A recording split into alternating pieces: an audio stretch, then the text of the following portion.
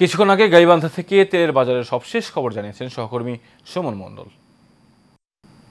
আপনি আসলে দর্শকদের যেমনটি জানিয়েছেন যে এই যে বাজার দর যে রমজানে যে বাজার দর রয়েছে এটি আসলে গাইবান্ধাও কিন্তু আসলে রমজানের যে বাজার দর বলি যদি তাহলে রমজান যে গত যে দিনগুলি রয়েছে এই দিনগুলোর চেয়ে কিন্তু আসলে যে জিনিসপত্রের যে কিছু কিছু দাম যেটি বেড়েছে। আমি যদি একটু লেবুর কথা বলি যে লেবু যেটি রয়েছে সেই লেবুর দাম কিন্তু আসলে ঢাকায় যেমনটি আমরা শুনেছিলাম যে লেবুর দাম 40 টাকা, যেটি ঢাকায় আসলে 80 টাকা দরে বিক্রি হচ্ছে। এবং এই বাজার অনুপাতে যদি আমি একটু সবজির যে দাম যেগুলো রয়েছে যেমন আলু যদি বলি 15 টাকা কেজি ধরে এবং পেঁয়াজ বিক্রি হচ্ছে কিন্তু 30 টাকা কেজি ধরে। এবং মরিচ কিন্তু আসলে রমজানকে ঘিরে যে গত যে কয়েকদিন আগে যেটি 30 টাকা এটি কিন্তু বেড়ে হয়েছে 50 টাকা। এবং বেগুন কিন্তু কেজি যেটি 20 টাকা ছিল সেটি কিন্তু বেড়ে হয়েছে 40 টাকা কেজি ধরে। তবে একটি জিনিস আপনাকে বলি যে এই সব জিনিস যেগুলো রয়েছে সেগুলো পাওয়া গেলেও কিন্তু আসলে যে এই যে সয়াবিন তেলের যে পরিস্থিতি এটি কিন্তু আসলে কোনোভাবেই কিন্তু আসলে স্বাভাবিক হচ্ছে না। ক্রেতা এবং যে বিক্রেতা যারা রয়েছে তারা আমাকে যেমনটি বলছেন যে বাজারে যদি যে মনিটরিংয়ের পাশাপাশি যে